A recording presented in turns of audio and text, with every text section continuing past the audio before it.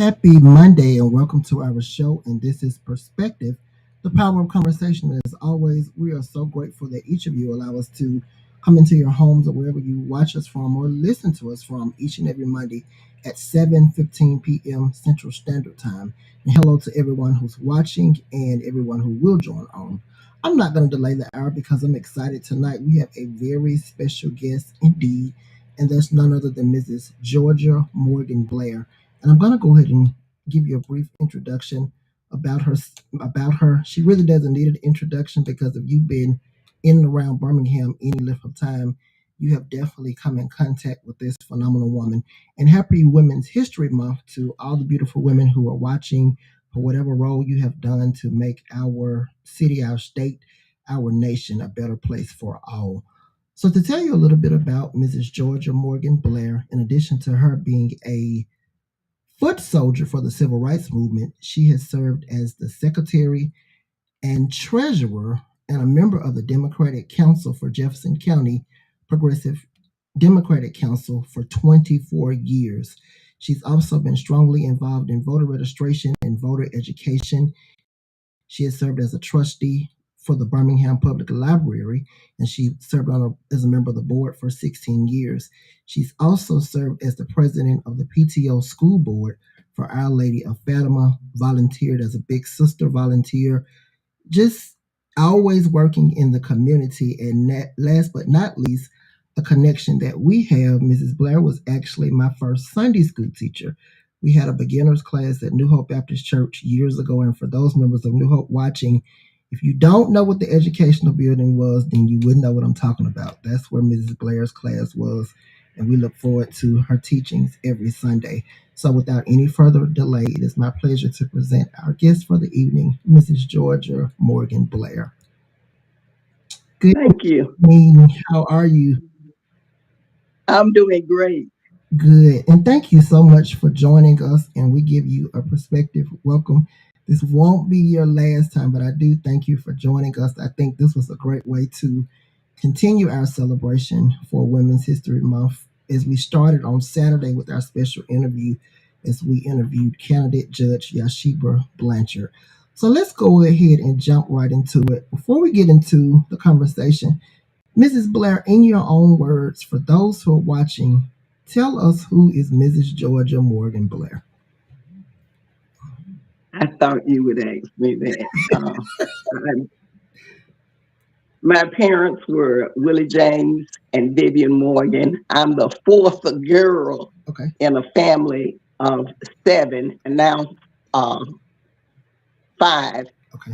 Um, I attended Oxmoor Elementary School. I also attended Rosedale High School, and I'm a 1970 graduate of Miles College. Professionally, I worked as a social worker for the state of Alabama.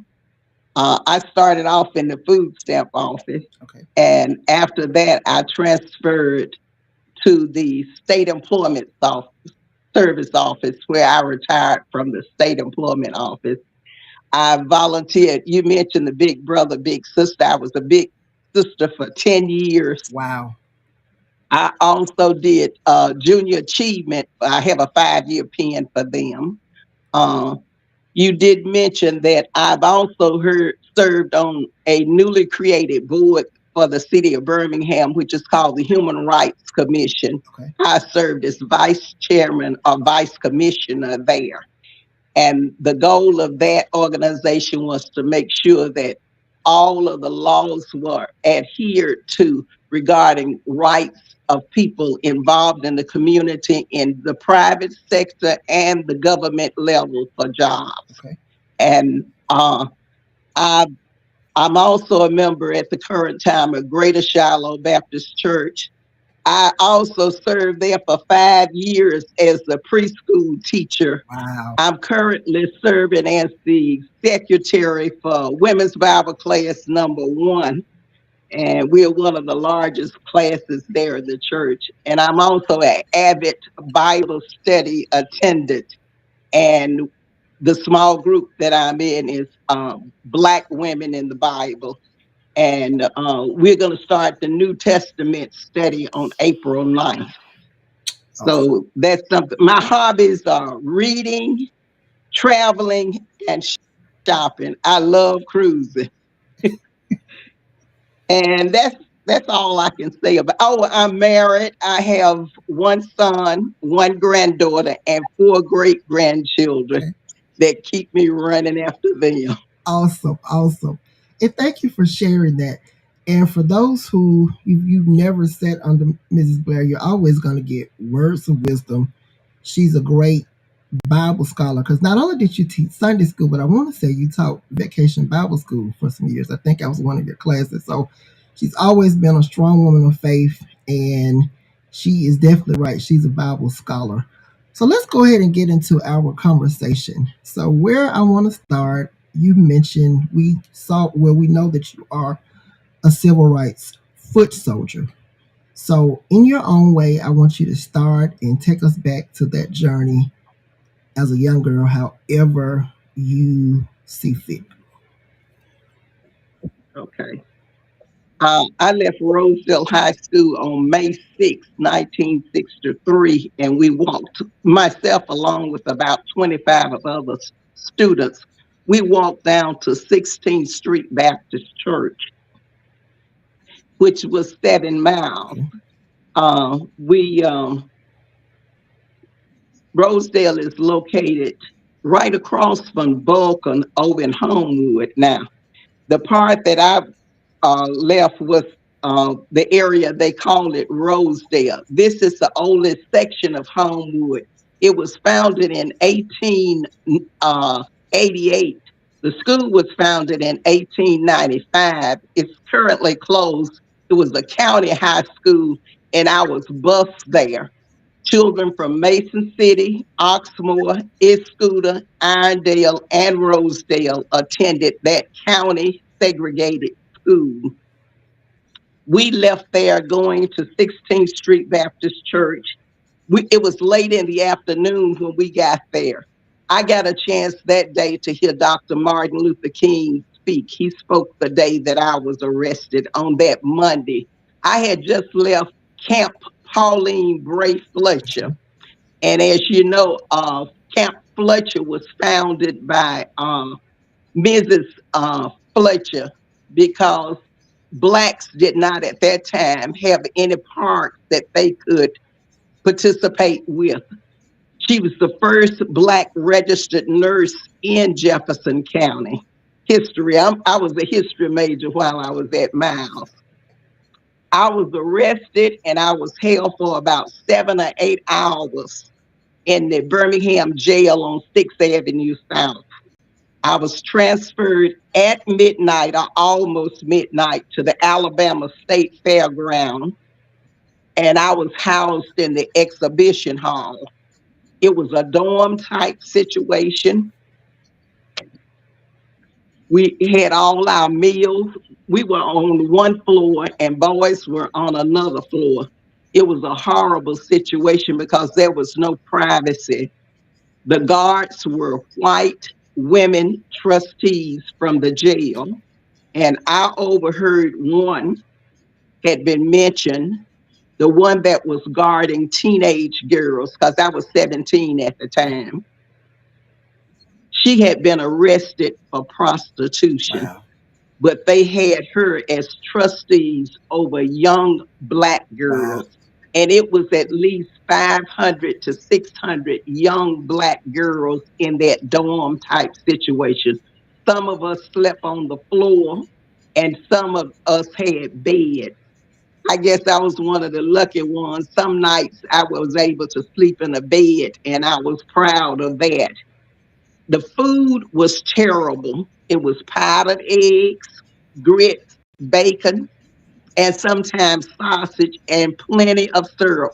I'm not a syrup eater this day because it was too much syrup and the smell of everything. There was no privacy, so very few people took. It was an open That's right. bathroom with no shower stalls or anything, just an open situation. I had been to a Red Cross camp the week before, so I had soap, I had deodorant, I had my toothbrush, and I also had toothpaste because I was prepared to go to jail and I had a purse. But they made me give up my deodorant because it was in a glass container and I couldn't have that while I was in there. Yes, ma'am. And there was almost no one in the building when I left. My father picked me up after 10 days. The reason I stayed so long, the principal at the high school where I was, via Montgomery at that time, he told my father if it was going to cost something for me to be released to not pay a penny, because what the demonstrations were trying to do is also have an economic boycott at the same time. So we didn't want them to be furnished with money so that Bull Connor and his cronies could continue to mistreat us here in the city of Birmingham. It was a life, I should say, it was a life-changing experience for me because I had never been around that many people. It was people from all of the schools in Birmingham and most of the schools in Jefferson County, black segregated schools at times. It was people from Ullman, it was people from Parker, it was people from Jackson Olin, it was people from Winona, but they were a county high school at that time. It was people from Hooper City, it was people from Brighton, and it was people from Westfield. It was people from all over the county, and we were in that dorm type situation with no privacy, no change of clothes. I didn't think ahead to take any clothes with me, but that we probably could not have kept them anyway. And I did not even attempt to get on camera with people because I knew I looked so bad and smelled so awful. It was a horrible situation. I have and I have donated to the Birmingham Civil Rights Institute a copy of the summons that they sent my parents in 1963. uh, this is one of the few that they have. They have copies of some, but mine is the only original from at the time that I donated, and I donated it in 2010 to the Civil Rights Institute. In 2013, I had Andrew Young to sign, and when I presented this to him for his autograph, he said, "Oh, you got one of the old summons," and I was delighted.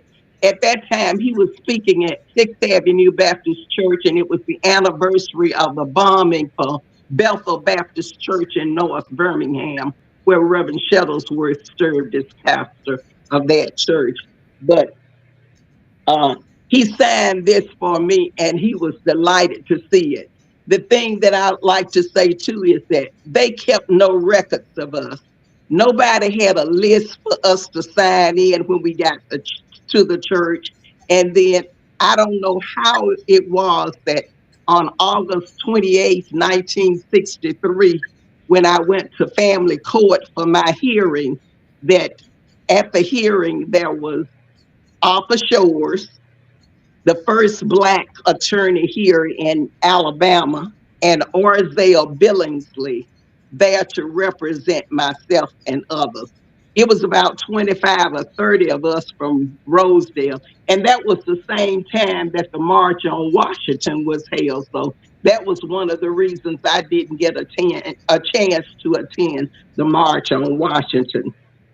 I was also involved in a stop me when you get ready to ask me a No, question, because I could go on and on. I was also involved in an incident in 1965.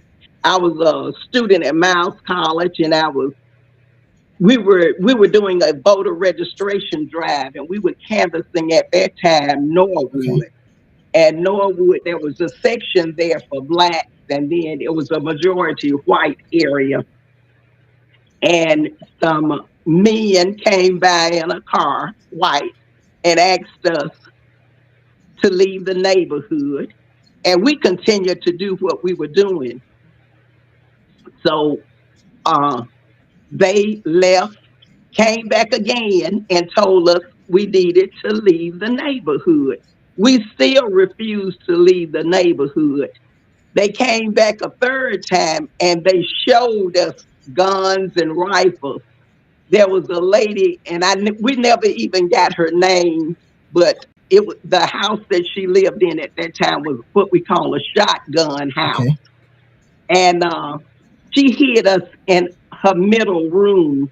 I was there with a white young lady from Valparaiso, Indiana. I think her name was Gina, and there were about 3 or 4 other people. And we stayed in her bedroom until our ride came back from Miles College to pick us up.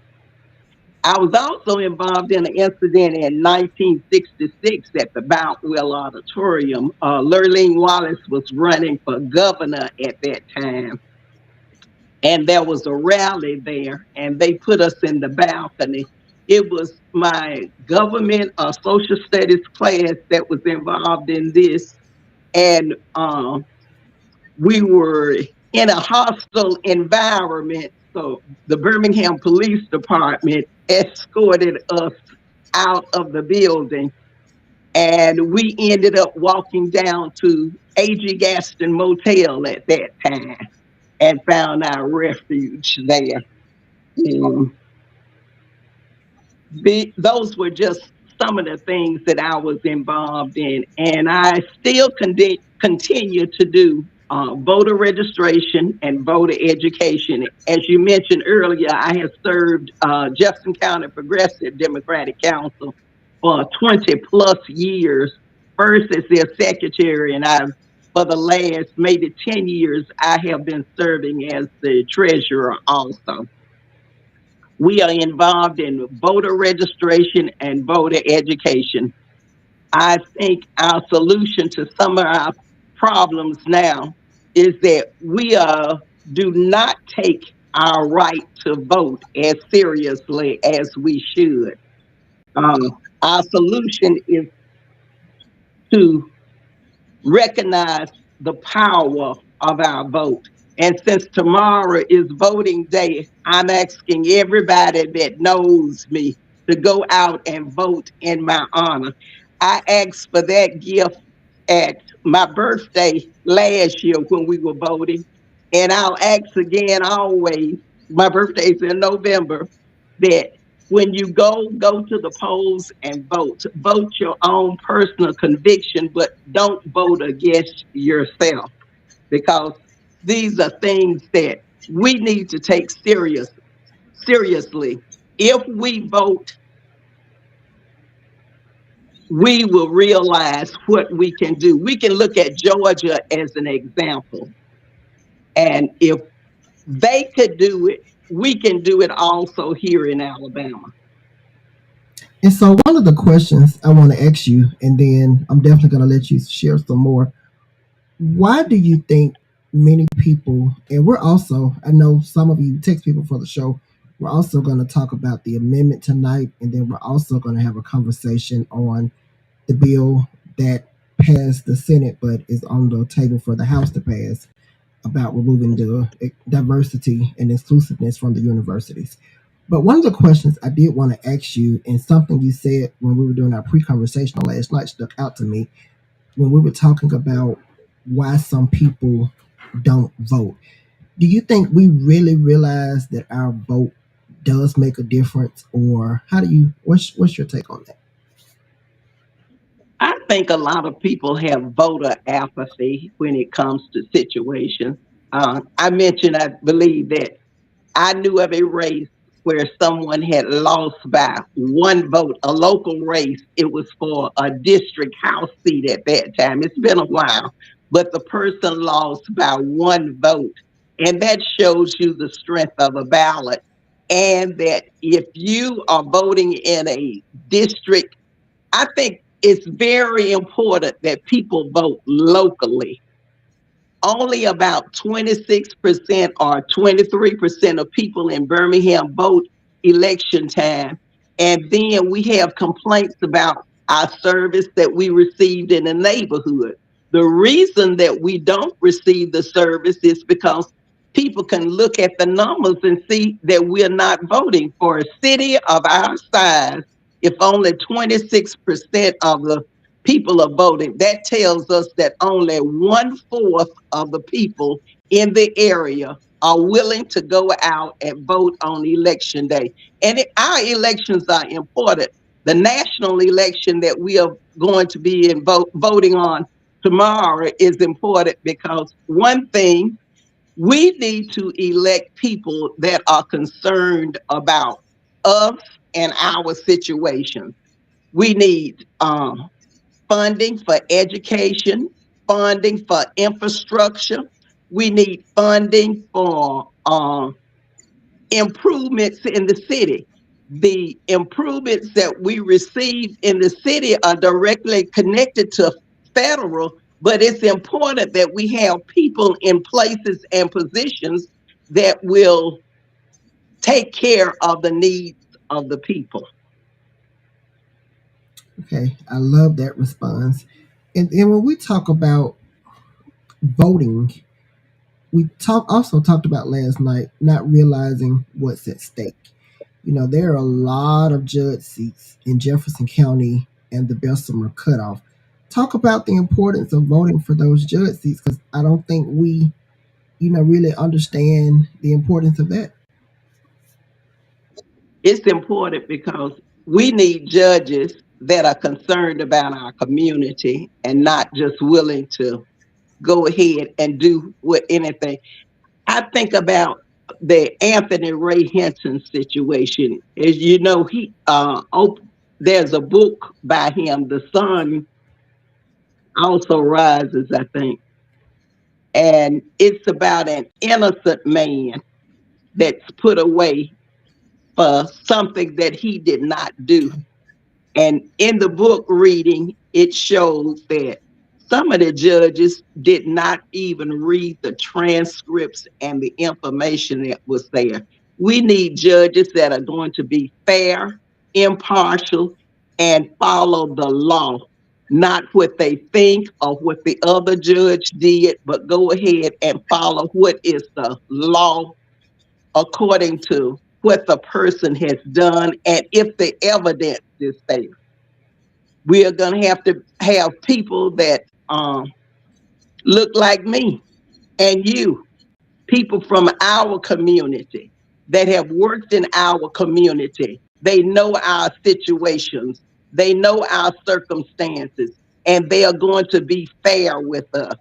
That's the only thing a judge is supposed to do, is to be hear the information from the both sides and come to a fair decision. And when we talk about the power of using our voice, do you think that we talked about the vote mattering, but do you think people really understands that their voice matters and it can make a difference? It definitely can. We need to vote in every election.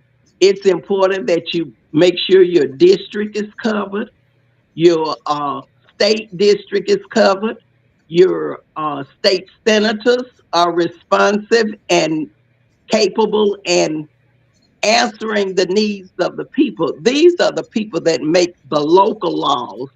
So we don't have home rule here in Jefferson County, and all of the counties in the state of Alabama need home rule. I don't need someone to go to Montgomery from Mobile and decide that Birmingham doesn't need this or Birmingham doesn't need that. It's for the people of the Birmingham area to decide what's good and what's fair for our city. They don't know our needs. They are not concerned with our needs as much as we would be. We need um, state representatives and state senators to have the concern for the people and to then once they go to Montgomery and have funding, they need to let the community know what's available to us. I would suggest to district representatives that we need town hall meetings and we need them on a regular basis. I know they can't do it while they're in session, but let keep your neighborhood informed with newsletters, emails. This is the type thing that we need to improve our community. Accountability. We talked about that last night, and then we talked again briefly when we spoke before the show. Let's talk about the importance of once we get these elected officials in office, the importance of holding them accountable. Well, one way we can hold them accountable is they come back to the community and listen to the needs of the community. Most of them, their position is they're there to advocate for the community. If you don't know the needs of the community, you cannot advocate for the community.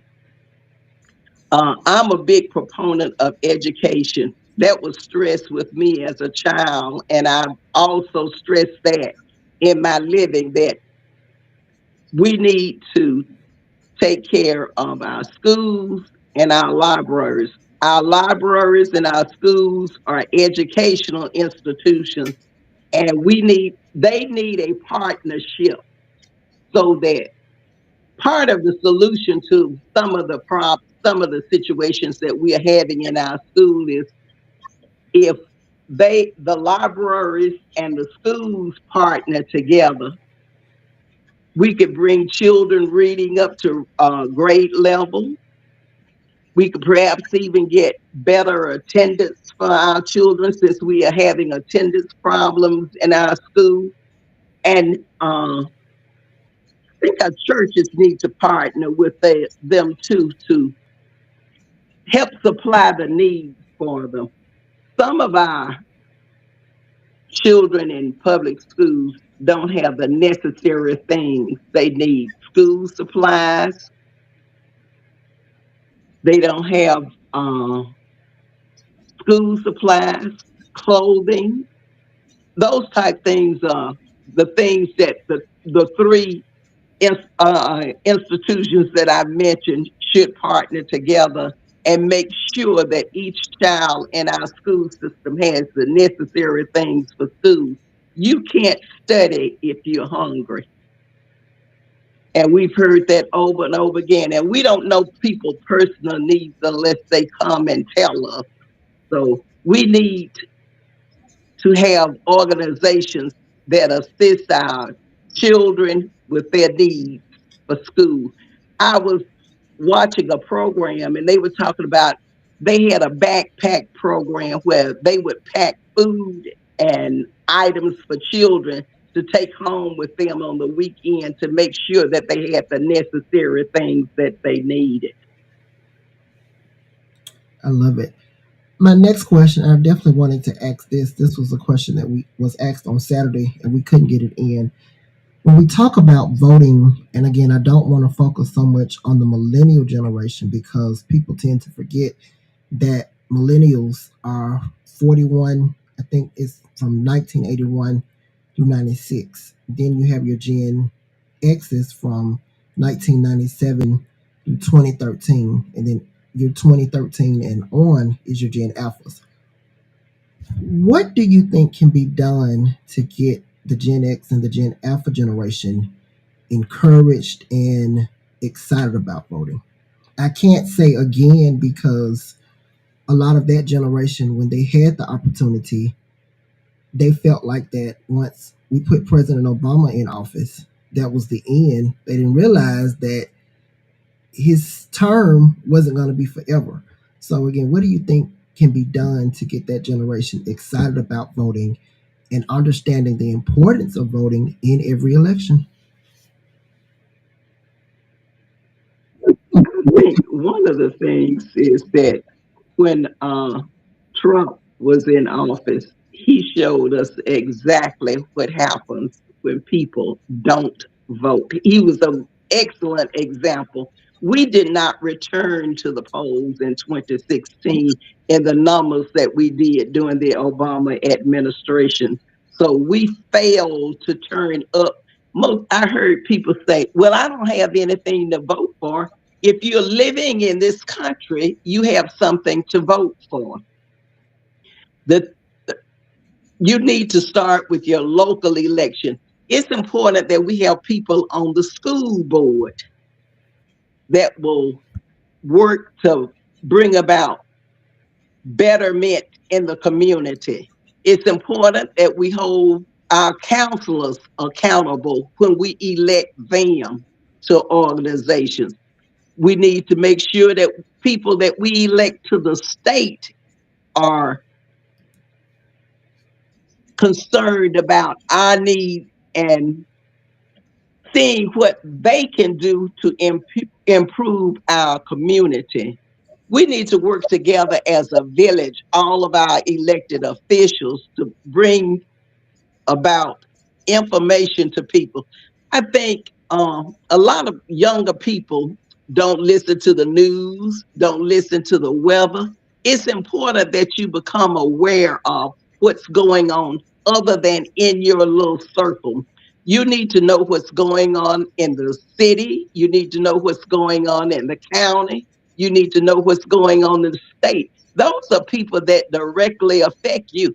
The city determines whether or not the grass is cut on the right of way, whether the paper is picked up in our neighborhood, whether the schools have the needed funding that they need, whether or not your child can safely walk to school without snakes jumping out of the grass that's knee high and attacking them. We need to hold all of our elected officials accountable. I think, I don't know what we can do, but I think what a good plan for our city would be that each high school graduate, before they are permitted to graduate from high school, become a registered voter if they're 18 years old. There are private schools that require Right. this, or parochial schools, I should say. I'm aware of a parochial high school that require that before you graduate from high school, if you're 18 years old, that you are a registered voter. And when they learn that, the earlier you learn the importance of voting, I think you'll become a lifelong voter. I I registered when I was 21 because that was the age limit at that time, and I have never intentionally missed an election. I missed one national election, and that was at the time that Reagan was elected because I was in the hospital having a child and I couldn't vote, but I wanted to get out to vote so bad because I did not want the Republicans to be have an elected official. But I think that we need to stress to people the importance of voting. And how we would do that, I have no idea because I have talked so long about registering to vote with people. And I think some of us just have apathy about it and we are not concerned. But I am totally interested in seeing people registered vote. If we register to vote, I think we can flip Alabama from red to purple at least, and then to I blue. agree. One of the things I did want to get your opinion on, that was a young lady who called into Chris Coleman's The Think Tank on V94.9, which is also another great platform that talks about voting and things of that nature every day. And she sounded like she probably, if she was in her 30s, she was early 30s. And she said, "Well, Chris," she said, "it's not that I don't want to vote. I'm really out of touch and I'm behind on a lot of things." My question to you is, do you think not just Birmingham, Jefferson County, but do you think our state would benefit from voter workshops? Because, one of the things that I'm hearing, and I'm sure you've heard it too, is not just the young adults that don't know where to start in voting. A lot of their parents don't know where to start. And, if you don't know, you can't teach your child what you don't know. That was one of the things that the County Progressive Democratic Council did in their early days. It was founded in the Okay. 1930s, but what they did was they did meetings to inform people about what was on the ballot, why you should vote for this. They did, and they also did endorsement. Okay. What they did with the endorsement is that they talked to candidates. And when candidates came in to talk with them, they made a commitment to them, say, if I receive your endorsement, I'm going to support this, and this that's part of my platform. And I plan to support that. And I will come back to you and tell you the things that I've done. I think our officials too have not done as well as they could do about accountability to the voters. I think because so few people vote that they think, well, I can stay in office as long as I want to and do exactly what I want to as long as I get people to the polls to vote. We need to vote for things that are in the best interest of us on a city, state, and county level. But I think the solution would be to have meetings and also to have workshops for people. You can have workshops around training people to know what's going on in their community, to know what's going on in the county, to know what's going on in the state. People used to at one time just go to the county meetings, go to the city council meetings, go to the state legislature just to observe and report back to other groups. But some people feel that groups are old fashioned and not in the best interest of people. But information needs to be given to the public regarding the state of our city, county, state, and our nation. Yes, ma'am. And before we continue, and if anyone watching tonight, if you do have a question that you like for Mrs. Blair to answer, please go ahead and get it in the comment section, and I'll definitely post it. I did want to stop for a moment. I know I said this on last said it Saturday, that I would post a ballot. Well, Facebook used to let you post pictures in the comments. They don't do that anymore. So I posted a link in the comments to the page where you can follow and like this podcast. It's facebook.com/, the power of conversation. For those who are watching tonight, if you click that link, a lot of you are already following the page, but if you aren't following, go ahead and follow, and then you will see that I have posted the sample ballot for tomorrow. That is the sample ballot for Jefferson County of everything you need to know if you're voting tomorrow. And I will make sure that that's on all of my platforms tonight. I just wanted to get that in. All right. So, And I've been sharing one too, the ballot, the sample ballot with all of my friends. I went on a link and I have over 2,000 Facebook friends, and I've been sharing the a blank ballot with them to let them know the names that will be on the ballot. And we're electing constables too this time, so you need to also vote for a constable. Those people are responsible too to the community, and they serve as a liaison to the court system of the county. and thank you for mentioning that, because our constables, they do play a very great role in, like you said, the courts council. All right. So this next question is from my sister Monica. She says, how do you overcome those individuals who say voting doesn't matter? I have told people that I went to jail and spent time in jail so we could even have that right to vote. At the time that I went to jail in 1963, a lot of my parents and their friends were not even registered voters, but we need to value our vote. And I think we value our vote when we think about we're standing on the shoulders of people that were willing to live, die for us to get the opportunity to even vote. So voting is just so necessary for our way of living. Everything that we do involves voting. The type neighborhood you live in, that's determined by voting. The type school your child goes to school in is determined by voting.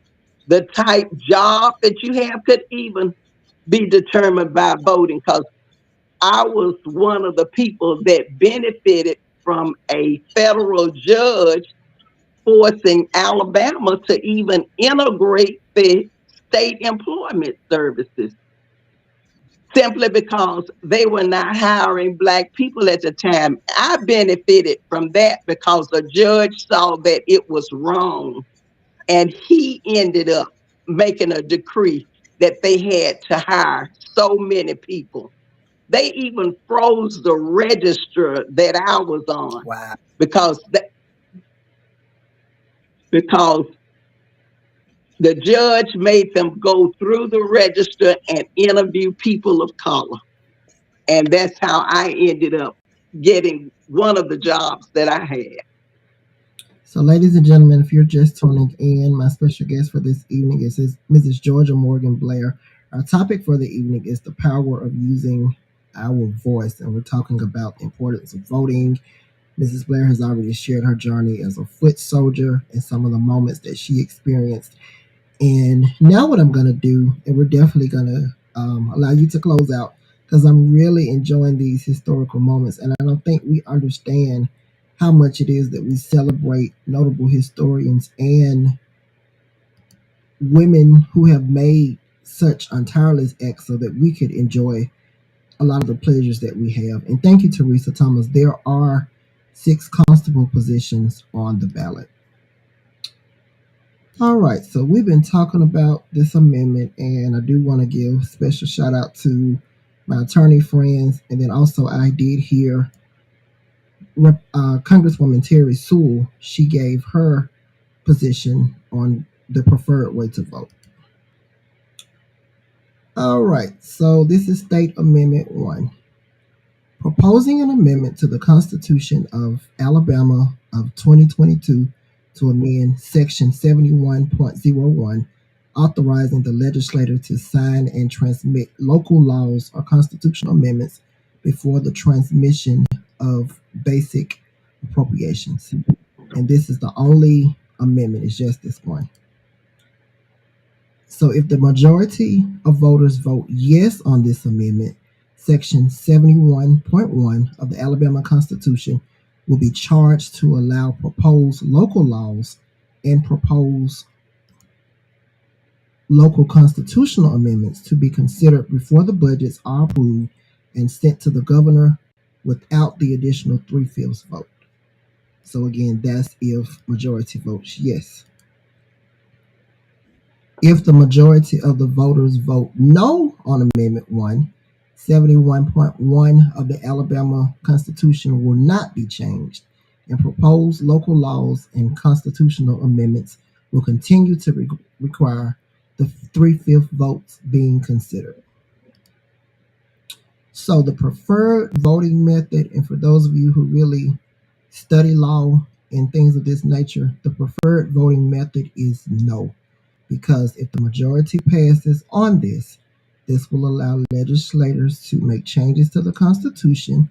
And if you think that there are some laws being passed now that you're like, well, wait a minute, how can they do that? This is really going to give them more power. So everyone watching tonight, and I would encourage you to share this information. We just don't need to go in there saying any, mini, miny, mo. No, this is serious. You want to know, you want to vote no on this amendment. And again, it is only one amendment. And then the second thing that I wanted to talk about, again, several people did reach out to me. Senate Bill 129. So this is the bill that aims to prevent any government institution, including colleges and public schools, from funding diversity, equity, and inclusion efforts. The bill, written by Republican Will Barfoot, bars college lecturers from discussing or teaching topics it deems divisive relating to race, ethnicity, nationality, sex, and religion. So before I start, what was very interesting to me in doing this, for those who watch the news, you may not have caught this on local news. Florida just passed this same bill, and for those who watch our local news, we've already seen Mayor Randall Woodfin's reaction, and he basically said if it passes, he's encouraging all black athletes in college to go to schools out of state. And so, to start this conversation, Ms. Blair, I want to get your opinion on this. By the way, it has not passed the House. Let me say that it has passed the Senate. So this is the time, and when we say these things, there's power in using your voice. So this isn't a good thing. So we all know that just from reading it. So if you don't want this to pass the House, you need to call Terry Sewell's phone, all of those other people that represent you. It's going to go to voicemail, but there's power in speaking out against these things. So I will make those numbers that you can contact once we end the podcast tonight. All right, Ms. Blair, give us your take on this. I thought this was a state bill. This is a state bill. We need to contact our district representatives and our state senators to let them know that this is a bill that's detrimental and a denial of Black history. Yes.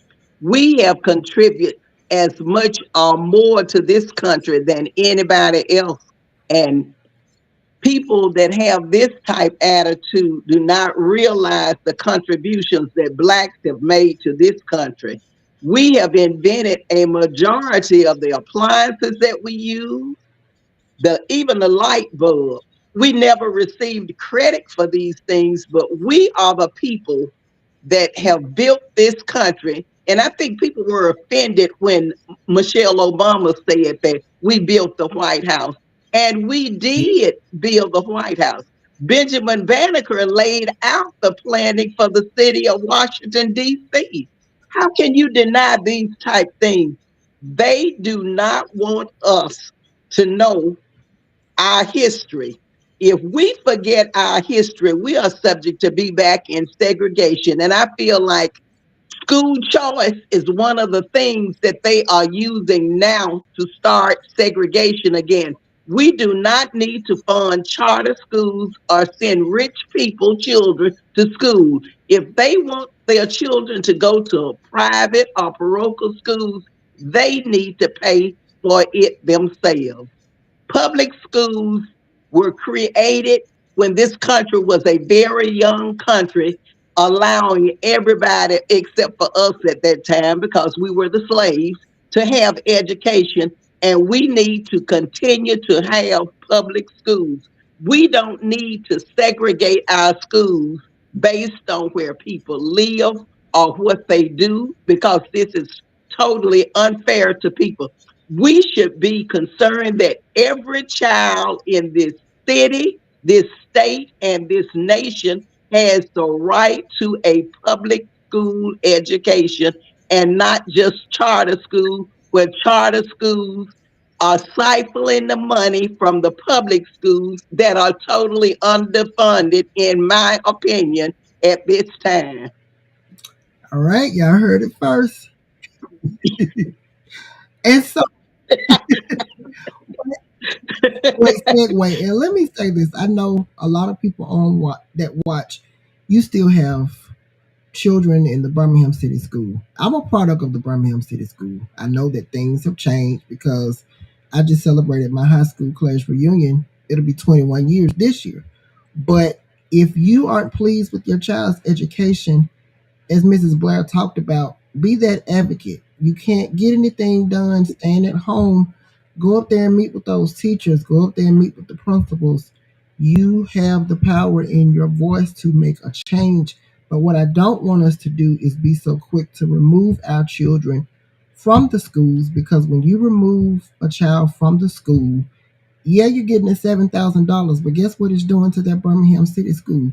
That's funding that they are losing, and we are already seeing the effects of how the enrollment in Birmingham City schools is down. We should be doing everything that we can to work together to make this a better place for children, the teachers, administration, and everyone involved. Everyone. One other thing, JaPaul, no charter school has any standards that they have to use. They can do whatever they want to. They can segregate based on race or anything. So we need to have the funding available where it's fair and equitable.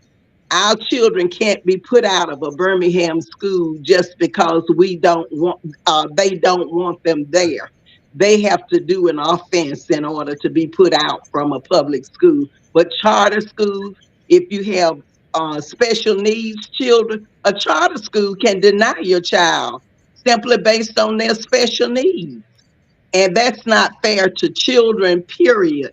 Our children need to be in a situation where their needs can be met, whether they're special needs or whether they're the average student or whether they the student that excels.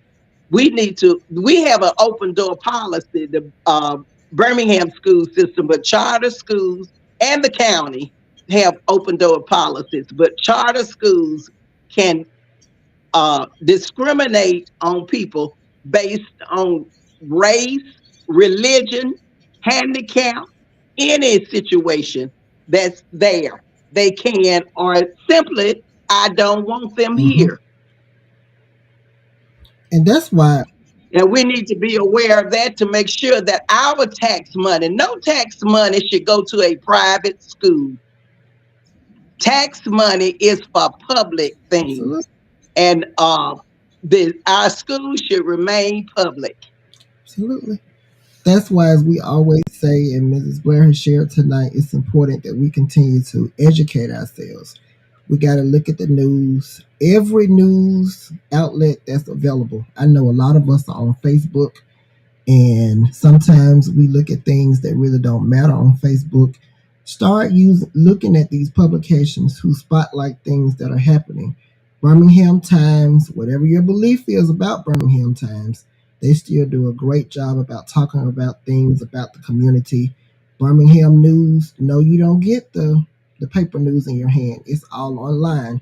And then watch the news and listening to podcasts and radio programs that talk about these things. This is the only way you're going to be educated. So, how I want to wrap this show up, there is one final story that I shared at the end. I've heard you talk about it before, and your experience, it was very unique. And so, again, this is Women's History Month, and we've talked about the power of voting. I don't think we need to tell you why you need to vote. Mrs. Blair has told you enough reasons why your vote matters and your vote can make a difference. So you don't get it after the night. Bless your heart. That's all I'm gonna say. But I want you to end with talking about where you were the Sunday the bombing of the four little girls at 16th Street took place on Sunday, September 15th, 1963. I was in church that Sunday morning, and I thought it was a grave injustice because none of those children that were killed on that day, the four girls, other two boys, were involved with the movement, the civil rights movement, I should say.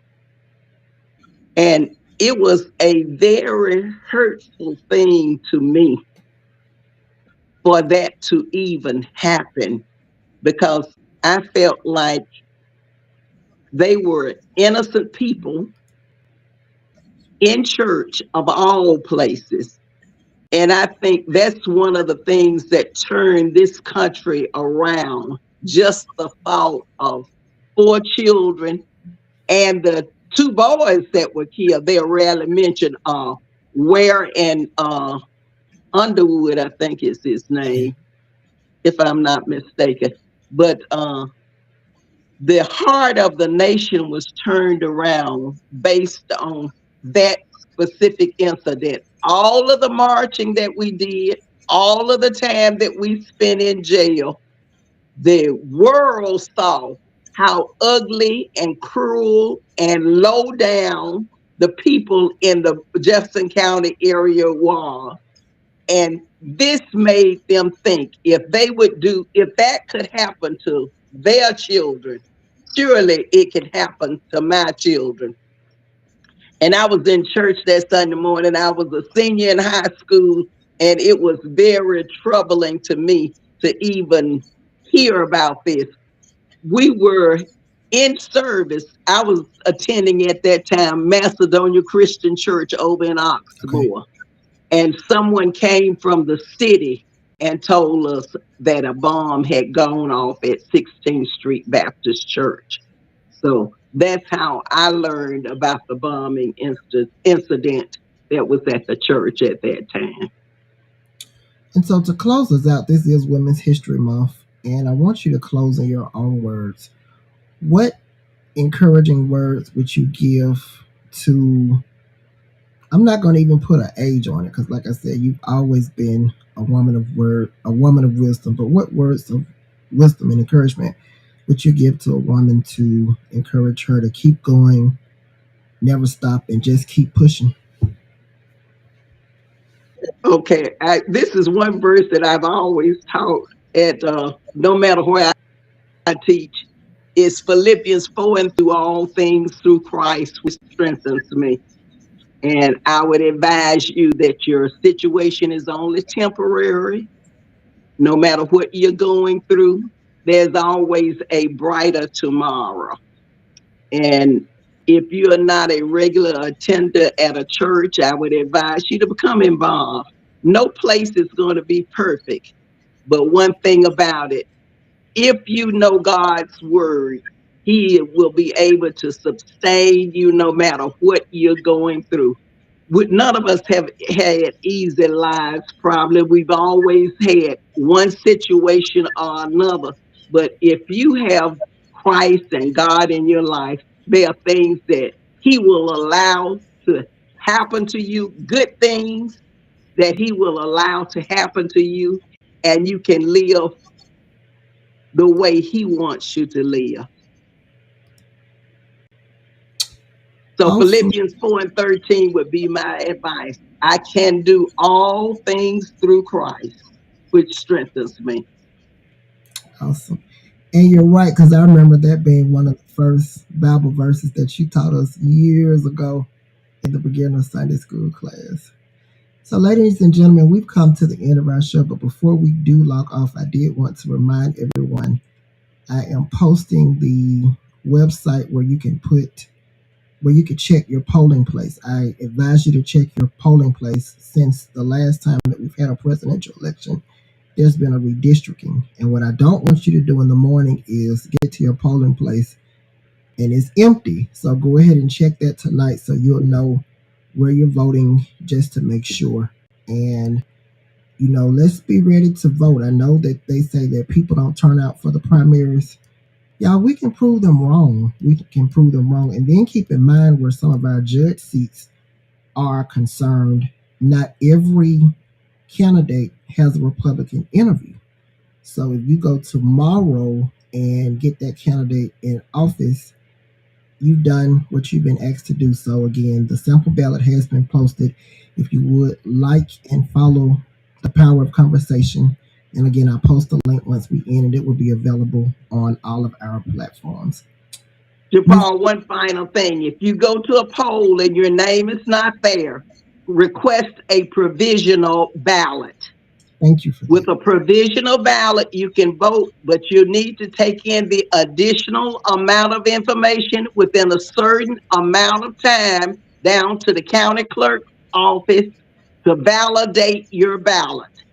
Ask for a provisional ballot. If you go in someplace, because they do take people's name off the roll intentionally, go in and ask if your name is not there for some reason. Ask for a provisional ballot and furnish them with the necessary information so your vote would count. Thank you for sharing that information. And before we end tonight, one other thing. I told y'all this month we had a lot of great things happening around our city.